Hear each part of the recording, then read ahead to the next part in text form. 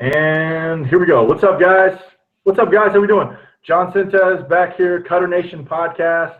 Got my new friend, Lazzaroni, like macaroni.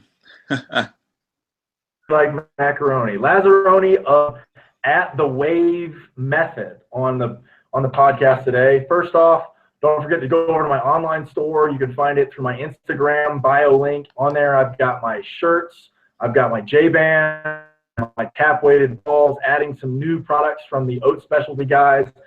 I've got, what else do I have on there? Oh, I've got the flush bands for recovery. And if you guys have any questions for me, don't forget to DM me on Instagram or on Twitter. Follow me on there.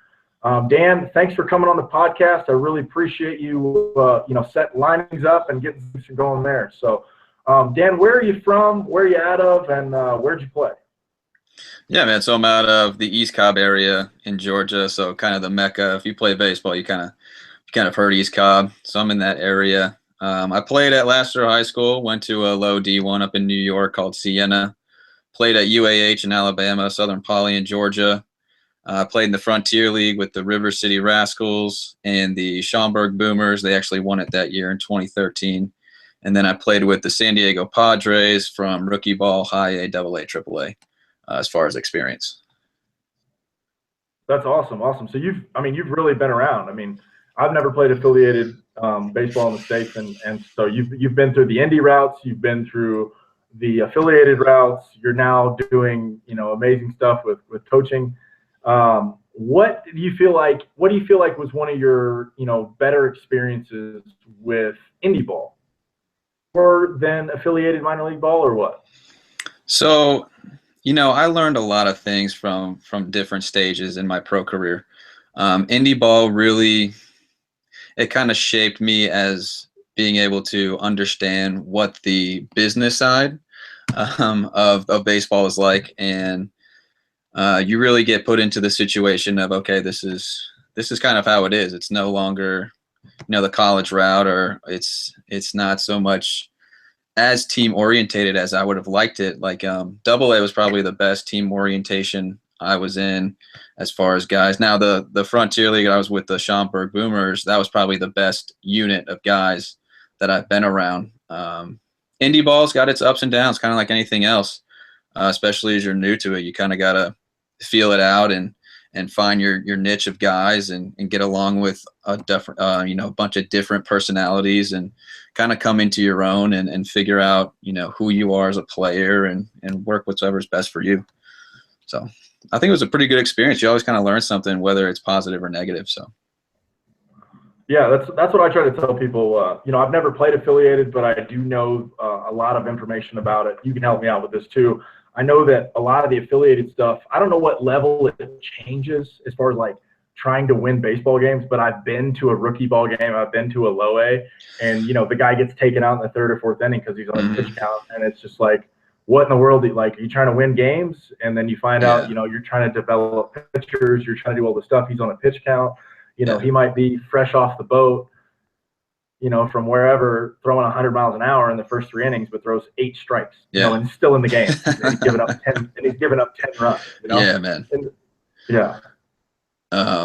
So, I mean, when you start looking at the economics of baseball, as opposed to kind of the love and pastime where you played on teams growing up, you start to look at guys as commodities and investments. When guys are backed by millions of dollars, they're really going to put their time into to make sure that they have every advantage and they're taken care of. So their blue chip prospects are going to get more advantages than I would, just because they've invested. So, like you said, guys are coming out after 3 innings in rookie ball. It's their first year. They're coming off of high school seasons, depending on their pitch counts and innings pitched. So they're really trying to nurse them and get them acclimated to the system is what I found. I had Max Fried and Walker Weichel that were Max Fried was the top guy when I was there at San Diego. I think he's with the Braves now. And they really kind of just were very tedious about his stuff. Now he had his own program, so they let him kind of do his own thing where, a guy like me, I came in and, I'm getting paid $1,000 a month, low end stuff. And I'm going, I don't have the flexibility to say, hey, I'm going to do my own thing. And it's really, hey, what do you need me to do? And I'm going to do it for you. I love being here. First guy in, first guy out, kind of got to climb the ranks. So that's awesome. Yeah. I consider myself, my last guy, also, so I can definitely relate to you on that one. That's, I think since, we haven't really talked, but I was supposed to be drafted. I was, your typical college senior Division II guy down in Pensacola. And I was, the Royals, the Mets, I think the Phillies, I think were the three teams that were talking to me. But unfortunately, I threw a pitch with a month left of my senior season when my team needed me and broke my elbow. Had a 92% Electron Fracture. Jeez, So man. the crazy thing was that. So I don't even know what that means. Well, the Electron is the point of your elbow. So basically, there's that hook that goes in the elbow where the humerus comes in right here at the bottom, right? Sure. That hook, your tricep connects right into that bone right there. Well, my tricep had gotten so tight from basically listening to a training staff that didn't really know what they were doing, not talking to the weight training coaches, and then our head coach on top of that talking about, all the throwing and stuff we're doing, on top of him trying to change my arm slot and things to try to help me throw harder. So I ended up having what's called an avulsion fracture, where my tendon pulled the bone apart almost clean off. Jeez, man. And, just a crazy situation. It was like 30 degrees in Huntsville, Alabama. It's funny that you said you had played at UAH also. Wow. So small world. Yeah, it is a small world. So yeah, I mean, I totally understand what and basically within that, it took me 3 years and 2 surgeries to get back to be able to throw a baseball. I had told myself I felt like I was robbed. Like I felt like, I was having a great 100%. Senior year. I had all these schools on me, and I just had to give it a shot. Like what else, the only thing I'd worked my entire life to do it just because I got hurt. Like, let's see if I can get my velo up to close to 90 and see what happens. So I ended up playing 2 years of independent ball in the Pecos League, if you've ever heard of that. Oh, yeah. And then met a guy who introduced me to a general manager to go play in the Mexican minor leagues. And this is my 4th year in Mexico, and I love it down here. Yeah, man. That's great. It's been a fun time. Yeah. This wave method, like you were super excited and super energetic when we started talking about some stuff. Yeah, man. And you and I went had a conversation. I said, hold it, let's get on the podcast. I want this recorded and information. I want people, because look, I'm always trying to learn stuff too, man. I mean, I think we'll probably go back and forth. I'm listening to your stuff, but I think I've run into some things too, as not necessarily like having my own method, as far as like what you're talking about, when Sure. you're going to your thing. But, there's some things that I've been preaching recently that have, for 6 years now, I haven't stopped throwing in 6 years. Now, general throwing. And I know there's a difference in throwing, max effort throwing, pitching, max effort Sure. pitching, Sure. long toss, stretching it out. So, we'll start there. So tell everybody what the wave method is, and, I'm just going to let you go. Why don't you just start preaching, all right? All right. So the wave method itself it's a style to mechanics. It's an approach to mechanics. So while on my Instagram at the wave method _baseball, it's more driven towards the pitching side. That is the first section and the first subsection that I would say that I discovered as far as, the different categories within the wave method. So I'm working on the wave method hitting, wave method golf, wave method training.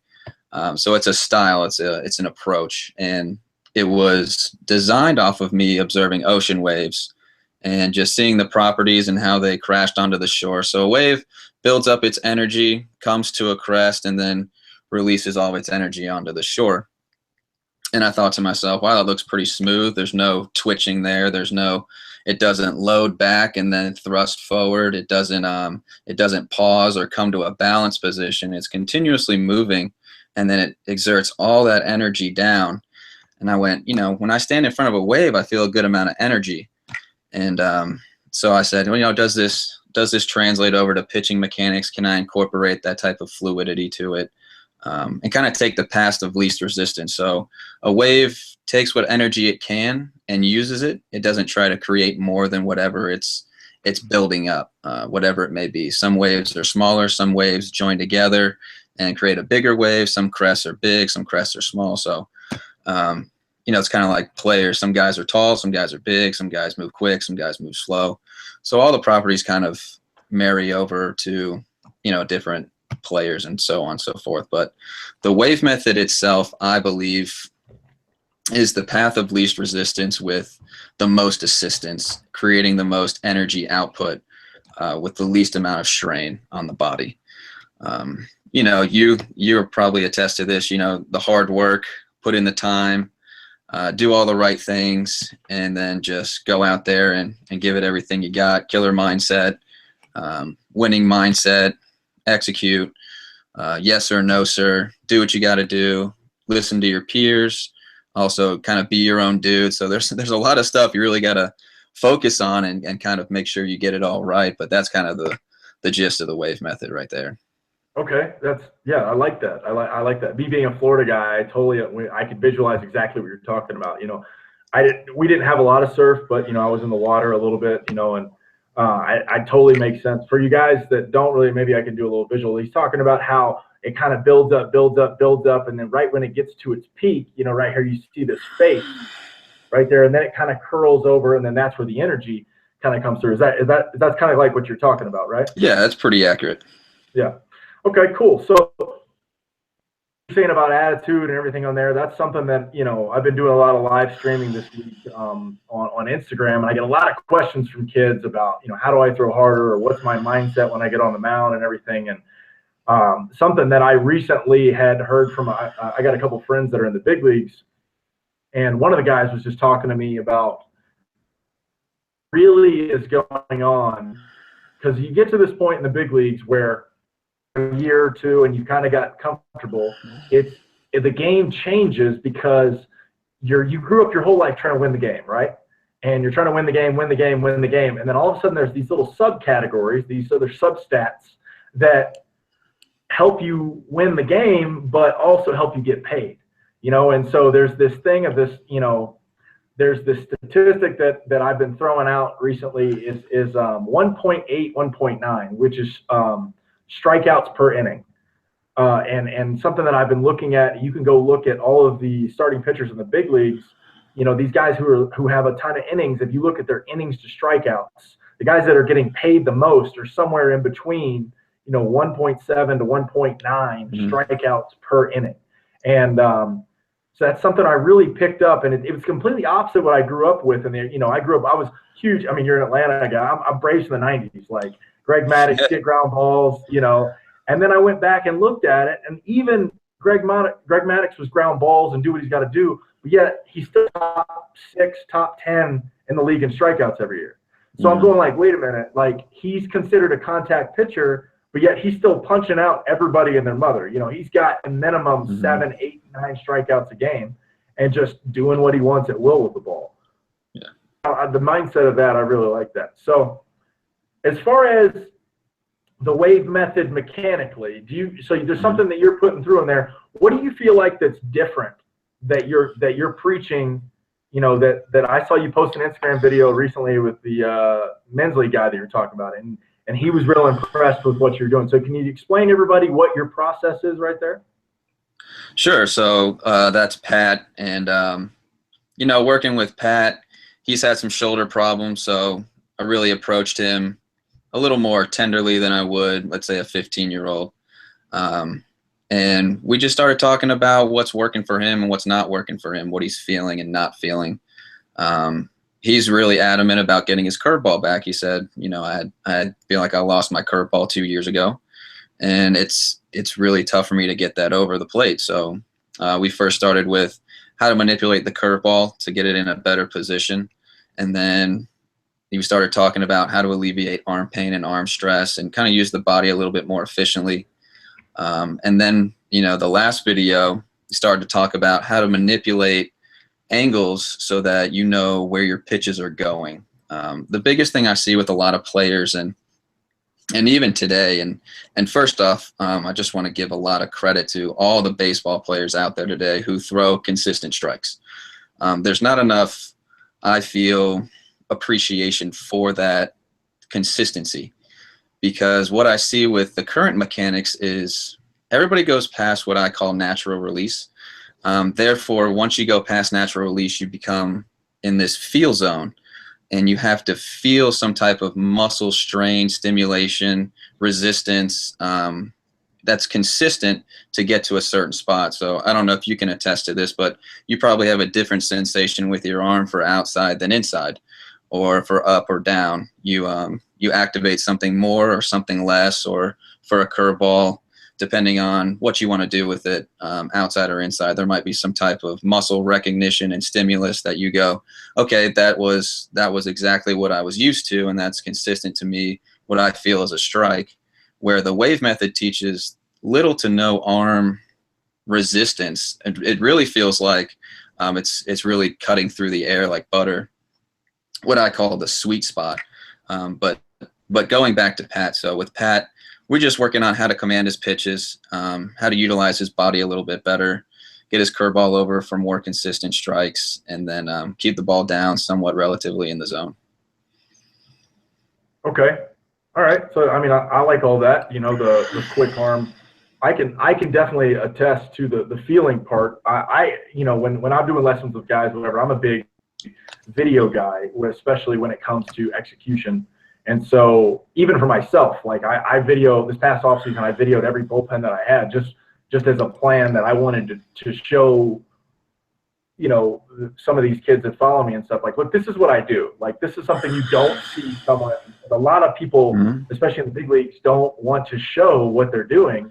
And so I want to take the opposite side of it. Like, look, this is everything that I do, like all off season, like if you follow my, before we met, a lot of my Instagram stuff and my Instagram stories and everything was, fortunately I've got a 24-hour gym in San Diego where I'm at. And then I've also got in that gym, there's a basketball court and a racquetball court. So I used to just go in the racquetball court with my weighted balls, and depending on what my day and what I'm doing, and just let it eat.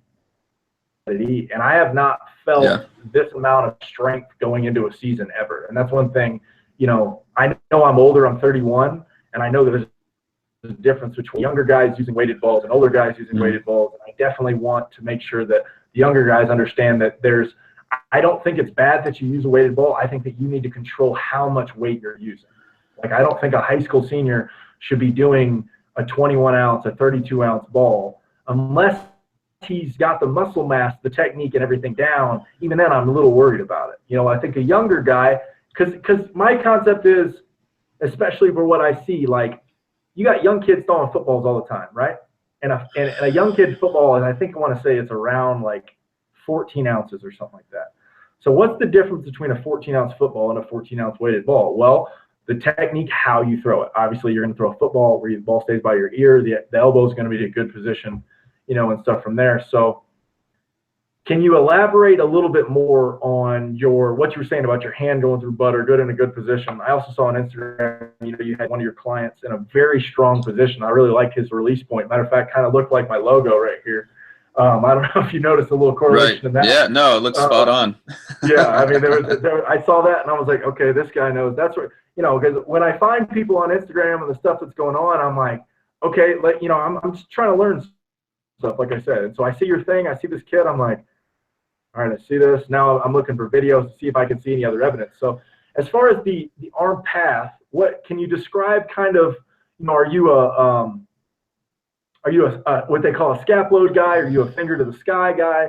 You said something about natural and sweet spot. Can you elaborate a little bit more on that? Sure. So what I found and kind of what raised the questions about, my lack of success with pitching. I made it to AAA. Now it was 14 cups of coffee, guys. It was the only time in my career where I prayed every day to God saying, please do not put me in. My arm is so done. I don't want to embarrass the people that have gotten me there. I was so cashed. I started throwing in November and it was September 4th. And I'm like, oh my gosh, I am caked right now. So, the Lord answered and I had 14 cups of coffee. But, what I found and the questions that arised were, in most rotational sports, and I would say primarily all of them, I feel like there's a sweet spot where all the arcs marry into a position where, an example is when you barrel up a baseball in that sweet spot and it just jumps off the bat. Or you hit a pure golf shot and you're like, man, dude, I don't think I could hit any better. It does exactly what you want it to do. Least resistance, you follow through, everything feels great. And I was thinking, why don't I feel that with pitching? Why don't I feel that with just throwing a baseball? Why don't I feel I don't get one when I play catch, and like I play catch more than I've swung a bat in my entire life. I mean, you warm up before the game, you throw during the game, you throw bullpens. Like I toss way more than I used to hit, and I used to be a hitter. But I could consistently hit, some barreled up shots on the sweet spot every time. And I'm like, I'm not getting one out here. What's going on? Let me see if I can find something that works. And after, 3 to 4 years of testing a lot of data and going against, really diving into what's being taught as the social norm and saying, is that accurate? Is there something better? And I found something better, and I went, there is a sweet spot for pitching. There is a point where all the arcs marry, and the path of least resistance is apparent, and it's there, it's trainable, it's teachable, and it's actually something that can be picked up fairly quickly. It's just the transition is very tough because most kids feel some type of strain as a result. And I equate this to two things. One is weightlifting. So weightlifting, most kids feel a strain to get up heavy weight. So they feel like I'm getting stronger. That way I'm equating strain to strength. And so they go out to the field and they go, okay, I put up heavy weight and that means I'm strong. So therefore I have to strain with my arm to feel strong and create velocity, which is not necessarily the case. Now, some guys may feel like they have a lot of strain and throw velocity, but this method, you don't have to have that strain to still reach a high velocity, if that makes sense. Yeah, no, that's super interesting. It's you brought up a bunch of key things, stuff and things that, obviously I haven't been in the lesson game I've been playing. So, you come through, but you said something that resonated with me pretty quickly, which was, the feeling, the sweet spot, and the no pain. And that's something I tell kids all the time, which is when you do it correctly and under the right conditions, when you're warmed up, should not hurt. It should not hurt, right? And the other thing is that is something that I've been saying for a while, but it's a little bit different than what you're saying, which is you should feel weightless. Like you should hear it. Feel the ball leave my hand, right? But I shouldn't, other than that, you should not feel anything. I feel light. Like when I hit 96 twice in a game last summer. Didn't have video on it because I was in the minor leagues, right? And had two different guns say it. Don't know how I did it. It was one of those things like, I wish I had this and I could see exactly what I was doing. Sure. Haven't, got up to 94 this winter, close. But since then, it's been like an up and down battle of, okay, and I know I'm a stronger within a year. I'm definitely stronger overall. Like I said, at least the shoulder, the rehab, all my stuff, I'm always on point on that stuff. In the gym, my body, everything feels good. I don't feel fatigued. But it was just one of those things where it's like, how in the world do I hit 96 once, twice, and then I can't get there? And I think that there's got to be something translation that I was in. So that was one of the things I was interested in, because you said you'd see my mechanics from there. So yeah. Is there anything that any tips that you can give me, anything that you'd like to share with me for information? Yeah, man. I mean, I would put you, actually, it's funny. I saw a lot of your videos actually before I found you on Instagram, just on YouTube. I was a YouTube surfer. I mean, I would stare at YouTubes for hours on day on pitching mechanics, thinking to myself, something's here. I know something's here. I'm just going to try to figure it out. Look at the best in the world. Look at all these kids, see what's consistent. I'm sure you've been on YouTube and looked up who's throwing 94, who's throwing 96, who's throwing 100. What are they doing? How can I do what they do? Exactly. You type in 90 miles per hour. How do I get there? Yeah. And so as far as, and don't take this personally, so some of your mechanics marry over to what everybody else is doing.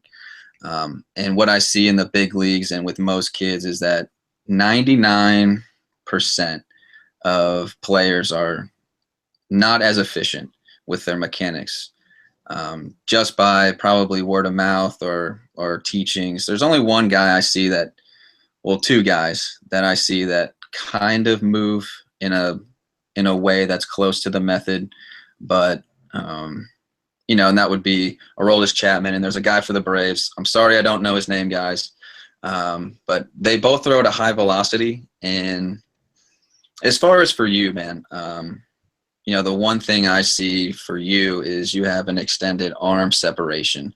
It seems to extend pretty far through separation, close to maybe an equal opposite type of direction. And that's one of the things that I think is taking a little resistance away from you, or taking, it's building some resistance for you. It's creating more of a timing mechanism and a feel parameter that you're having to have more risk of less feel. So I don't know if control is an issue for you. I'm sure you train enough and throw enough to where you've built up your sensations. But the farther the arm gets away from the body, obviously it has to move in the other direction to the plate. So if you look at opposite directions, if your arm moves this way and the plate's this way, obviously the farther it moves this way while your body's moving here, it has to have, you know, more time to catch up. So the more time it's in space away from your center of mass here, you just have a higher percentage of less control, I believe, for you. So that's probably one of the things I would try to, you know, say, hey, let's try something. So are you saying a shorter, more 90-degree arm, or you're saying that my extension of my arm is too much? So when I work with players, is my path? I'm sorry, that's what I didn't mean the 90 degree. Right. Is it my path, or is it necessarily that it's too? You're saying that it's too far away from my center of my body? Yeah. So when I see you moving down the mound, and you can correct me if I'm wrong. I've only just looked at your stuff, I think, the other day or two. I didn't brush up on it, so excuse me on that before we got going. No, you're fine. So I believe I saw something, you know, kind of works away like this and then comes through. So there's a full extension of the arm. I think there might be a little bit of a swing where the hand goes down a little bit. But, you know, I always like to think if something is closer to the rotation, it's easier to control. The further something is away from something, the harder it is to control. Okay. So that would be something that I think could speed up your timing. It would speed up your feel. It would create more of a consistent release and consistent even pitch depth break for you. So I don't know if off speed might be an issue for you sometimes. Maybe you spin a few, or it takes a few to get on top of it. It's not right into your best pitch all the time. I'm just guessing here. But, you know, for most of my players that I work with, the first thing I say to them, especially guys like yourself who have built a foundation and something that's gotten them to a very high level. Like I'm working with a kid, and he's a UNC commit at North Carolina, the Tar Heels. And he was 88 to 92 before I started working with him. And I said, look, I'm not trying to reinvent you. Let's take what you have now and stash it that you can always fall back on. That's your go-to stuff. If you don't like what I'm doing, you can always fall back on this. But if you like what I'm doing, you can build another, what I call a set of ammo. So you have your weapons you've already created. Now you've got more weapons that I'm going to show you, and you can choose whatever you like to incorporate, but you always have your foundation. You always have your go-to stock ammo that you can put in your gun, and you know, this is Mr. Reliable. I can take into battle, and she's going to work for me consistently. So that's kind of how I would approach you and say, let's just try stuff. Let's start with this. Let's start with that. Let's try these new things. And then just kind of, I go mostly off of feel for my players. And if something feels right, then we explore more of why. And then if it doesn't, then we try to find a good way. But I'm usually pretty good about diagnosing off of a pitch and saying, this is probably why you're feeling this, that, so on and so forth. I don't mean to toot my own horn, but I understand. Pretty good. It's like I'm wide open for learning for anything, especially someone that's going to help me get more consistent and everything, because I know I can't see myself throw the ball, and especially when I'm trying to let it eat, I know that I may be there's something I heard recently on, which is feel versus reality. Mm-hmm. And so like I might be feeling, but I'm doing something, but in reality, I'm doing something else. So Absolutely. it makes sense what you're saying. It's almost like a physics trebuchet kind of situation where the front side is a little bit quicker to be able to pull the backside, the throwing side through. Is that something that you're kind of mean? Yeah, a little bit. So one thing that I don't like, and that's being taught today, is shoulder to hip separation.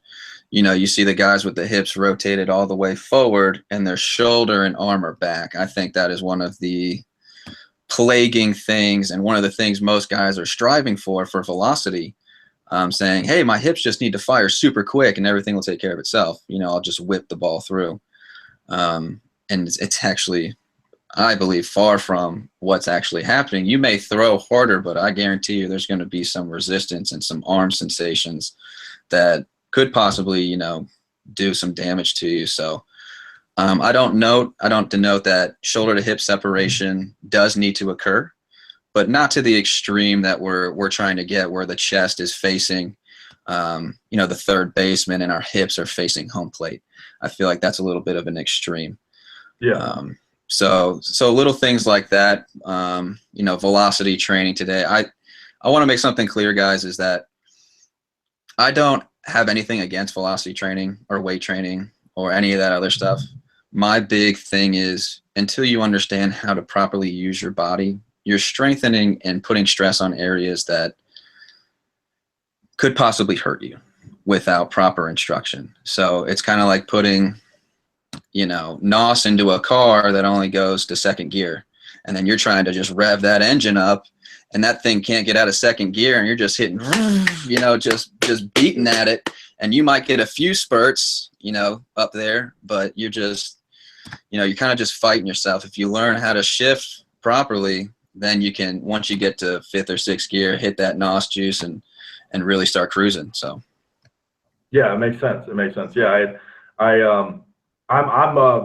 I would say I'm not necessarily, I don't preach velocity training, but I do know for the things that I've been around in the game is that, I get the question all the time, which is, I'm this age and I throw this velocity. What do you think my chances are, this and that? And right. I'm always like, look, don't worry about how old you are to your velocity. Like, just focus on yourself and get yourself to the point where you are beating yourself. You're competing against yourself and your velocity and your own strength. Like, I can't compare myself to you on how strong you are. I mean, I've seen you on your Instagram doing 4-point medicine ball push-ups, and I'm going like, well, let's see, that's going to be a new drill for me because I've never tried that.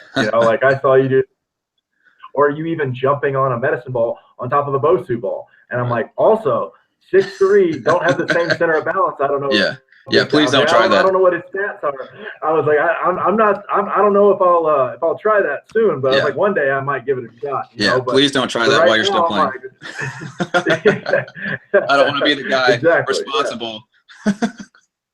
Yeah, but, exactly. So I mean, it makes sense for what you're saying from there. So I appreciate your input. And it makes sense. It made me think to when I did hit, and then I was thinking about when I was 93, 95. Well, I get to play down in it's not really a minor league, but they call it like the Minor League Caribbean Series. They call it the Latin American Professional Baseball Series, which instead of your normal teams of in the Caribbean Series, which are Cuba, Dominican Republic, Venezuela, Puerto Rico, and Mexico. In this tournament, it's Nicaragua, Colombia, another version of Mexico, and who am I missing? Yeah, there's only 4 teams, right? Nicaragua, Colombia, Mexico. Who am I missing? I'm missing one. Panama, that's the other one. So I've got video of me throwing there, and what you're saying made a lot of sense because there was something that I was feeling that, it was kind of like a timing, being smooth going out. I was using really efficient on my lower half, but I really remember something that was just kind of weird, which didn't make sense to me for what I had heard, But for what you were saying is when I was rotating, my glove was staying really close to my body, almost on my throwing pec when I was throwing and getting through, which was helping me have more balance. And so, I'm in the process of moving to another team, so I'll be trying that when I get there to see what I can do to get my velocity, back to there. I mean, right now I'm 89, 92, touch 93, but I know for me to get to winter ball where I want, where I can get some looks, even though I'm 31, I know if I can hit 95 plus, I've got a shot. Like someone might take a chance, Absolutely. Absolutely. No, and I applaud your work, man. That was one of the things that, I actually reached out to a guy, and my offer goes out to you as well, is the guys that really work hard and are putting in the time. I see, like myself, the grinding out, always searching, trying to get better, doing their own things and also incorporating other things, always experimenting, trying things out, figuring out what works for them.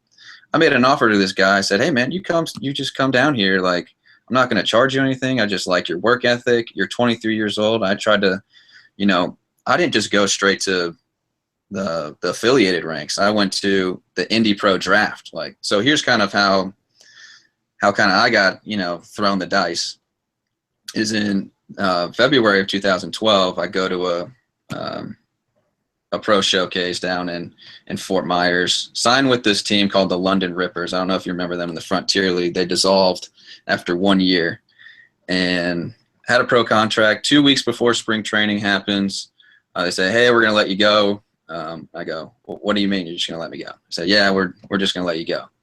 Thanks. Hang up. So I'm calling them back for like 3 days straight. Took me 3 days and 3 hours of straight calling them for somebody to finally pick up. And I said, what do you mean you guys are just letting me go? And they said, well, that's just kind of the nature of the beast with this stuff. So I kind of got thrown in the fire early. And, I said my piece with that and how, you can't treat players like that. And that's kind of the PC way I put it. And so I'm like, well, there goes all the tryouts. What about all these other tryouts I could have been doing? So the only tryout left was the Indie Pro draft for the Frontier League. So I don't know if you know anything about the Indie Pro draft. It's just like a big cattle. I went to the one in Florence. Okay. Yeah, I went to the one in Washington, PA. And so it's a cattle call, man. I mean, 341 plus. Yeah. 300. Yeah, there were 380 pitchers there. Yeah, I mean, we had 341 guys there, and I've heard it's just climbed each and every year. And it's kind of a sight to see 341 baseball players on a field, all with a white shirt on. It's kind of funny. So, 8 hours of that the first day just to throw 12 pitches. Hold on. Connection lost you for a second. Okay, you got me back? Yeah, I got you back now. Last thing I got was, so when it kind of cut out, but I'll sum everybody up. When you go to the Indie Pro Showcase, they put everybody in the same shirt. Everybody's wearing a white shirt with a number on the back. Yeah. When they came through. So go ahead. Okay, yeah. And so I waited about 6 hours to throw 12 to 14 pitches. And then they said, cool, next. And I'm like, all right. So you just wait around for the cut. And then so I was there for about 8 or 9 hours. And it's 96 degrees on turf, so it's about 105. You're smelling everybody's shoes burning and the rubber burning. You're seeing the waves on top of the turf. So then they call out numbers of people who are coming back the next day, and they trimmed it down to about 150 pitchers. And everybody throws an inning. So divide 152 by 9, and then divide it by 2, and that's how many games we played. So we were there for a good 9 hours. Luckily, I went in the first hour, struck 3 dudes out, and did my piece. Got drafted in the first round to River City, and kind of started my journey there. So I got lucky. I made it happen. I was working super hard at it, and then kind of just took off with that. And then so that's kind of what to expect with some of that indie ball stuff as far as the grind and kind of things that happen. So, like I was saying before, I saw your stuff. I offered this kid, I said, hey man, if you just come down here, food, gas, and find a place to stay, I will teach you this stuff as long as you want to stay. And so you can go try to do your pro career, because he was just out of college.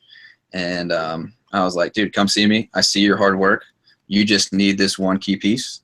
And I feel like you can go off and just excel more than I ever could. Hopefully in your career. And that's kind of my thing, is to just save arms, give guys opportunities better than I had, and put them in a position to succeed. Exactly. I'm with you there too. It's for that's why I started doing all this stuff is that's why I started selling the J bands and the flush bands and just live streaming on Instagram, because I wish I had this platform of information where I could just ask a question, 100%. And someone could be like, no, don't do that. I mean, I get stuff all the time from guys like, hey, my coach is telling me. One of my favorite, and I'm sure you hear this too, one of my favorite questions also that I've gotten even from lessons, whatever, and it's such an identifier, I don't like to throw shade or hate and everything, but coach that they go to, and when a coach tells you what the problem is, but doesn't give you the solution, it's kind of one of the funny things to me. And one of my favorite ones is, you're flying open. And it's, okay. So, and then what do you do now? And then what? Yeah. How do I fix that? Just stay close. All right. Well, you're not exactly giving me all the information that I need here. You're identifying the problem and then telling me the opposite to do, but I don't know what that means. So, it's kind of funny to me that, I'm glad that we had met. I'm excited because I feel like that you and I could get a lot of podcasts and debate and conversations and stuff like that. For sure. And I'll help you. I've got some other stuff after when we get off air that I want to help you, help yourself with your social media and stuff like that. Some easy techniques, like you're gonna help me, I'm gonna help you, and that's why I got you in that group that we've got, that we started going. That all of these great people that all pretty much have run into some issues. There's something that's happened in their career that they've been set back from, and but they still love the game. They still love giving back, and that's kind of what I started all this whole thing. So. Okay, cool. So let me get into some other questions, something we had talked about too. Your thoughts on, let's go through some throwing program things. Okay. Sure. Are you a believer in somewhat might call extreme long toss? It depends. I think if you're working all the right things with your body mechanically, then yeah, test the waters. I'm all about trying to see what's your full potential, but most guys don't have a foundation to build off of or to try to see how high their skyscraper can be. So if your foundation is weak, you're kind of putting stresses throughout the foundation and then trying to build it back up and getting those stresses as opposed to a solid foundation and then saying, I have this platform, let's see how high I can go and see my true potential. Because I'm sure and myself, I look at kids that I coach. So I coach 15-year-olds currently. We actually won our first game today, so that was a nice little celebration. I appreciate it. I look back and I look at myself now, and I looked at myself when I was 15. And for all those people out there, I don't know how many people are streaming in, but you young kids out there, you have no idea of your potential and of the things you are going to achieve and you can achieve in your life. Your imagination hasn't formulated to even comprehend. Like, you're 31 and I'm 28, and some of the things that you've done in your life you probably never even dreamed about or thought about were possible. It's kind of a cliche, but it's not as dream orientated like Walt Disney, like, oh, you can achieve so much stuff. It's more reality of going, wow, I didn't know I could actually do that, or that information was available, or just understanding stuff. So that's kind of what I preach to kids. Surprise yourself. Like, have you ever surprised yourself on something you've done? Like, you threw a particular pitch, or you did hit a higher velocity when you were trying to do a different mindset or something like that. So I like those moments too, where you really try to surprise yourself on what exactly that you're trying to achieve. Absolutely. Yeah. And so it's going back to the extreme long toss. As long as there's a purpose behind it, like if you're just going out there just to throw, just to see how far you can throw, I'm okay with that. Everybody's a male. When you go play golf, you pick up the driver and say, check this out, boys, and try to keep up. So the same thing goes for baseball. Everybody wants to say, oh, I can throw it over the light pole, or I can do this, or I can do that. I get it. But at some point, you got to start having to focus and then, get that stuff out of the way and then try to build a platform of how is this going to translate to my mound performance? Because one thing that I don't like is that as pitchers, we throw on flat ground most of the time, but our performance is on a slope. So I've actually got something in mind with, if I ever got in a position with MLB teams to say, let's get a downgrade slope of grass that guys can throw off of that's similar to a mound. Let's just have a downslope somewhere as opposed to flat ground. Let's get in our element more because that's where we do our work. So that's another little thing to talk about. So I love that. I run into that issue all the time because I'm a guy that likes to throw a lot, like especially to feel my pitches.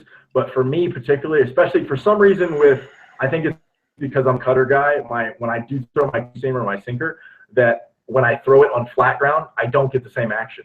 But when I throw it on the mound, it does a little bit more what I'm doing. So absolutely, when in my everyday preparation, when I was a starter, I normally, for me, it's a stretch run.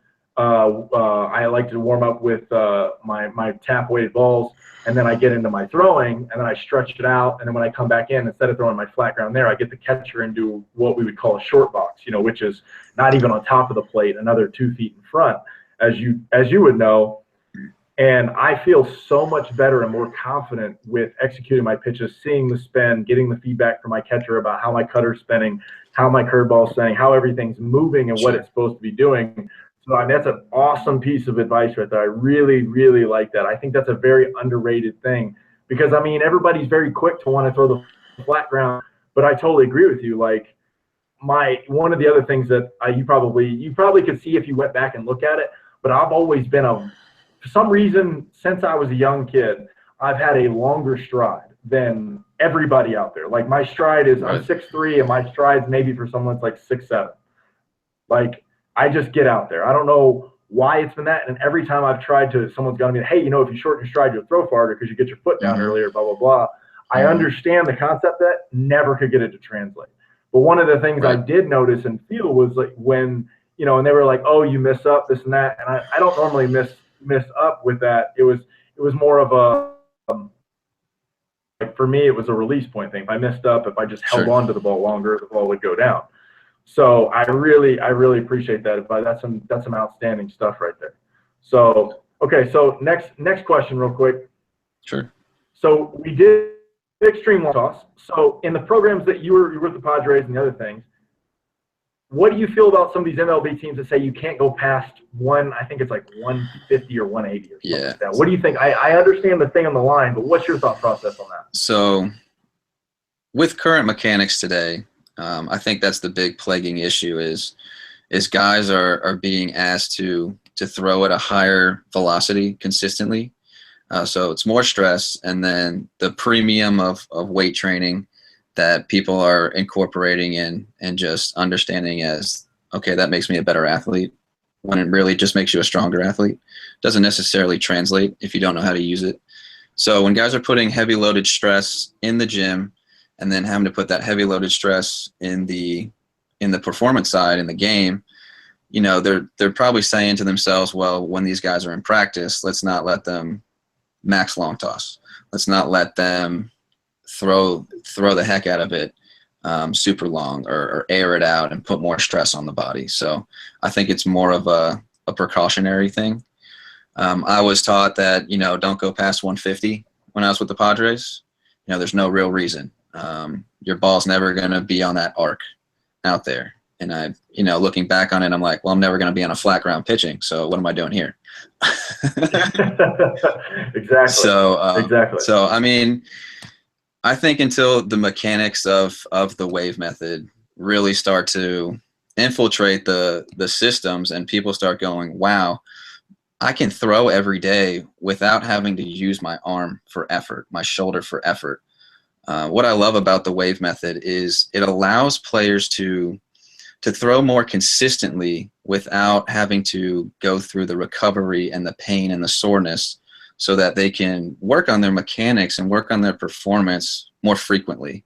Like after a start for you, I'm sure the last thing you want to do is get off the bump and work on something. Now, you may be different. You may recover very well and you have a great regiment, but most guys after a start are like, just leave me alone. I'm not going to pick up a ball. I'm going to go run, get this blood flow pushed out, get thumbed out, get a nice ice massage, chill behind home plate and chart up. So, yeah, I'm a blood flow guy. I mean, I honestly, I don't want to say it like, so you have that I have mine. One of the things that I feel like really has helped my recovery is I've taken the concept of running and done it for my arm. So like right when I get done throwing within 30 minutes, I do full sets of J-bands, but instead of doing hit and goes, as I called, I do what's called a hold. So I'll do 15-second holds here. I'll do all the way up, all through my clock and everything. Right. And when I'm doing that, I feel the gym pump in that area, and then I'll finish with my normal rehab stuff. Right. And then after that, I actually get a massage. So breaking up that fascia and everything is going there. And then the next day, I can actually stretch it out if I want. You know, it's unbelievable to me. Once I started thinking about like, okay, so I run to make my arm feel better, but the circulation is to the whole body. Why don't I just work out the muscles and the areas and things that I had just used to try to cool down? You know, one of the concepts I got from was I was watching. I think it's what's the hockey version of Hard Knocks, whatever that is. You know, I think it's like the Classic or something like that. Yeah. And they were showing the Rangers. And the Rangers have a program where after the game, as soon as the game's over, before they're allowed to do press, before they're allowed to eat, they got to get on and do a 20-minute bike. Thought process of that, they've been on their legs or anything. They want to get on a 20-minute bike.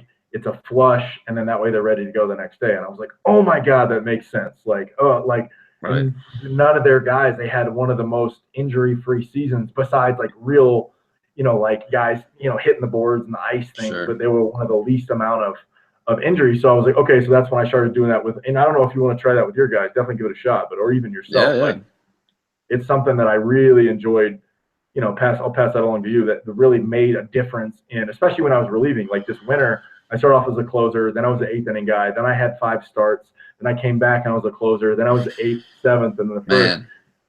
And so, you know, yeah, exactly. So I had really perfected my routine before this past winter season, had a lot of success. And they were like, you can do that? And I'm like, well, I mean, I don't want to toot my own horn, but yeah, I can. You know, like I can, you know, I led the league. I was second in the league in appearances in the regular season and in the playoffs. And so, you know, that's just where it got to that point where it's like everybody's down and fatigued and ready to go. And I'm like, hey, let's go, guys. Like, we long toss it today. Like, what are we doing? You know, like, let's get out there and let it eat. And they're like, bro, you threw like 40 pitches yesterday. Are you okay? I'm like, yeah, man, I did all my stuff. You know, I'm good. I'm ready to go.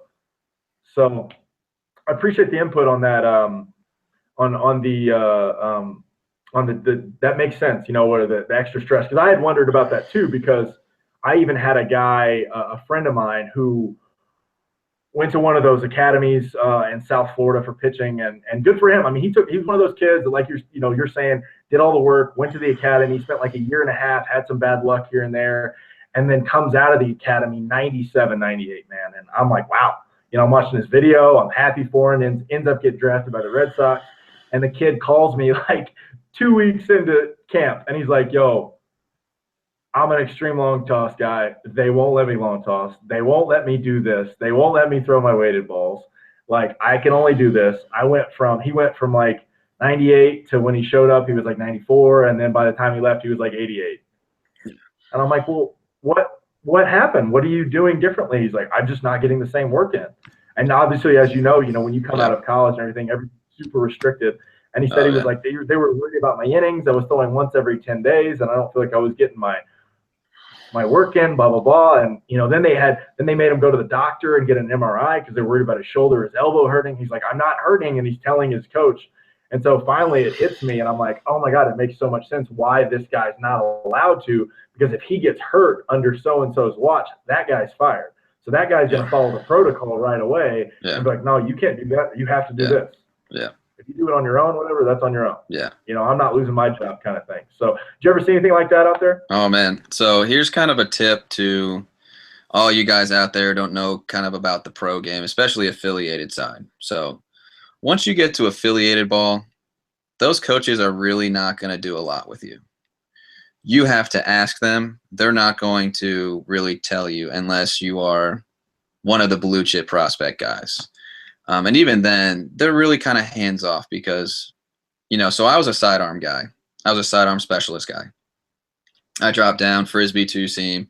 I had a drop change up, which was, I felt, unique to sidearmers. I read on something, I was a freshman in college, said, a change up from a sidearmer really gets them to the next level. And I'm like, cool, doing that. Got a slider and two seam. Let's do that.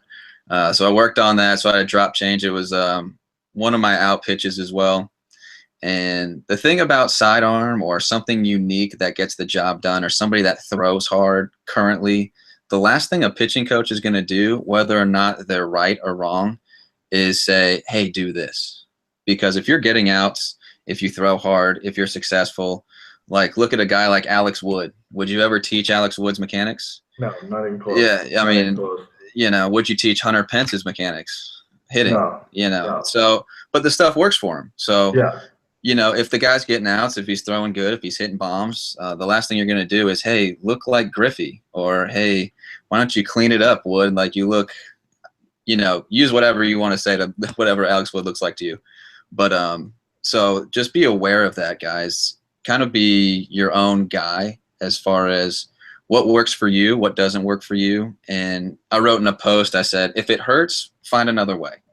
That's usually your body telling you, hey, you need to stop doing that. It's kind of like if it keeps hurting, even though you get a consistent result and you're okay with that, like then you sacrifice whatever you want. Like all athletes, I believe, accept some type of pain for success. So just be aware of that as well. It's just how you manage that pain, what you can deal with, what you're willing to sacrifice, and what you're willing to change as well to get a result. So that's kind of some advice with that. Nice. That's quality stuff right there. I appreciate it. All right. Well, two more things. All right. Sure.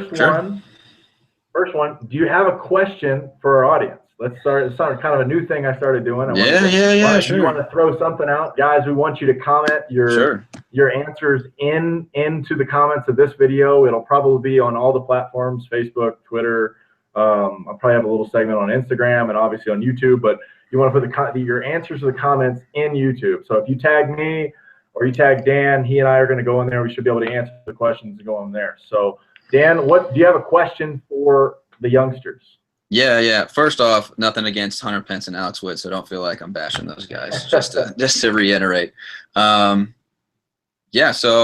what do you guys feel is really holding you back, or what do you feel is going to take yourself to the next level? It's actually like 3 questions. You asked me for one. And what kind of player do you want to be? I think answer that third question first, and then answer the other 2 if you remember them. If you only remember the third question, that's cool too. All right. So what were the 3 again? What were the 3? Man, you're gonna have to bring that up on me. It was what kind of player you want to be. Yeah. And what was it? So what do you think's holding you back? Okay. And what do you think's gonna help you? We'll go with that. Okay. Awesome 3 questions right there, guys. In the comments right there, throw that in there. If you want to send a DM to me, or I'm sure Dan will take a DM too on for sure on Instagram. He sounds like a great guy. I mean, I'm just meeting him, but it sounds like he's just like me. If you open book, if someone's got a question, go from there. All right. And last question: do you have a question for me? Do you have anything that has sparked your imagination or anything? Yeah, man. When are you gonna come see me so I can teach you this stuff? Well, let's see.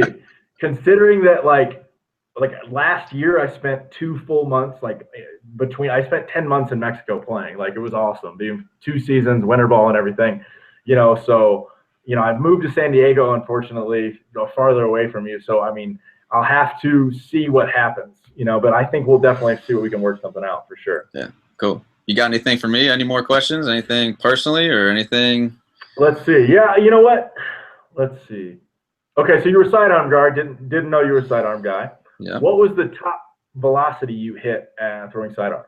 So my top velocity was 91. My first AA appearance at Fresno, and I went 1, 2, 3, and ended up striking out Jerks and Profar, the #1 prospect of 2012 on 4 straight heaters. My pitching coach didn't let me live that down. It was like, don't think I didn't write that up that you struck out Profar on 4 straight heaters, boy. And I was like, all right, cool, sweet. Didn't even know. Awesome. That's awesome. I actually, you don't know this, but at my freshman year of college, I got duped into throwing sidearm, or I was more like a submarine guy. We had a guy get the yips and they were trying to teach him how to throw, and they were like rolling balls to him, and he was one of those 6'5" lanky dudes that like his yips were like, if you guys don't know what the yips are a mental problem where you get a block where you lose the ability to throw the ball to someone. So some people think it's really easy to play catch, right? Well, this guy was 96, 6'6", and not a clue. Like, he started off good, and then our coach started talking. Here's what you were just talking about too, about like, don't mess with guys. You come in at 96, but he's a huge head tilt guy, right? Yeah. Downhill, head tilt. Now, I could see his issue because he really only had fastball, what he called a slider, which was like it was really a 12-6 hook from that angle, getting on the side right there. But he got outs, right? And so he goes from there to trying to get his arm slot over here so he's more balanced to he has no idea. Yeah. And I remember playing catch with him and being like 10 feet away and the first one being 90 right at my chest and being like, what are you doing? Like, where is your, like, what happened to this thing, bro? Yeah. Like, I'll get on a knee if we need, and we can do this whole Little League thing all over again if you need it. Man. And so they tried to drop him down, and I remember just being like, bro, just act like you're playing shortstop. And I did it once, and I wish I had never done it because right after that, I went from there to never pitching in a meaningful game. Like, nothing against being sidearm or anything, but it was like they turned me into that guy that was like, all right, we're up 10, let's put him in. And I'm like, if you look at my numbers, like I got like a 1.23 ERA or something really minute with like I struck out more guys than innings, and like I had like 32 strikeouts, 26 innings, and they were like, so what'd you think? Like, you had a great year. And I'm like, yeah, we were either up 10 or down 10. Both teams were just getting the hell out of there. Like, it was brutal,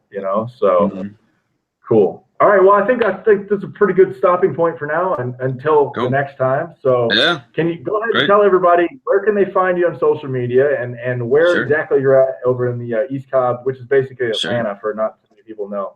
Yeah, man. So over in the, we'll just say Kennesaw area towards that way is where I do most of my work. And you can find me at the Wave Method _baseball. And Wave Method Facebook. You can email me at thewavemethod.net@gmail.com. And just feel free to contact me, guys. If you got questions, you want to come learn it, whatever you want, man. Check out the videos, check out the posts, check out check out both of our stuff. So I think there's a lot of cool stuff on both ends and a lot of good stuff that's going to help you. So awesome. Well, I appreciate it again, Dan. Thank you. Like I said, I've got a big genius plan. One thing that I really want to do is I want to get, especially some of these other throwers that are in the group, in this awesome format on Google, you can get up to 8 people at one time on this chat. So I really want to get an awesome round table podcast going soon where we can get, even if it's like I was thinking even like a 7-on-1, where if we get 7 guys and we bring in somebody new and everybody's asking questions and getting involved, I think that would be just an awesome format, something new that you don't really even see on podcasts and stuff. So that's one of the things that I'm really trying to work towards stuff and put stuff out there. So, but thanks again. And guys, don't forget. So like I said, run over to my online store. You can find, there'll be a link in the description, or you can also run to my Instagram, where a lot of you guys found me: Instagram, Twitter, Facebook, online store. It used to be called Emerald Coast Baseball Academy when I was over in the South with Dan, but now that I moved over to San Diego, it's kind of really have a team. So I'm going by Cutternation now. So check out my shirts if you want to support me. I've got a new drop coming out with some new I almost told everybody what it was. Some new stuff coming out Monday. So follow me on Monday there, and then don't forget to get your J bands, your flush bands, my tap weighted balls. I'm adding some more stuff on my online store on Monday. I will tell you that the shoulder tube, if you're not a shoulder tube fan, I don't know if you know what that is, Dan, but it's an awesome training method for rehab stuff there. So don't forget to check that out. Dan, once again, I appreciate it. Dan, don't go anywhere either. I'm just going to stop the broadcast. So sure, bud. I appreciate it, guys. Thanks again. Don't forget, throw hard. Dan, you got one more thing for anybody? I would say just, follow your passions and, keep working at it. And if you have any arm pain, arm problems, seriously, please come see me. That's my #1 goal, is to save arms and to put you guys in good positions to be successful. Beautiful stuff. Thanks, man. I appreciate it. One more thing. Don't forget, I know he said save arms, but, for me, throw hard. Don't forget to throw hard. All right? All right, guys. Thanks. See you soon.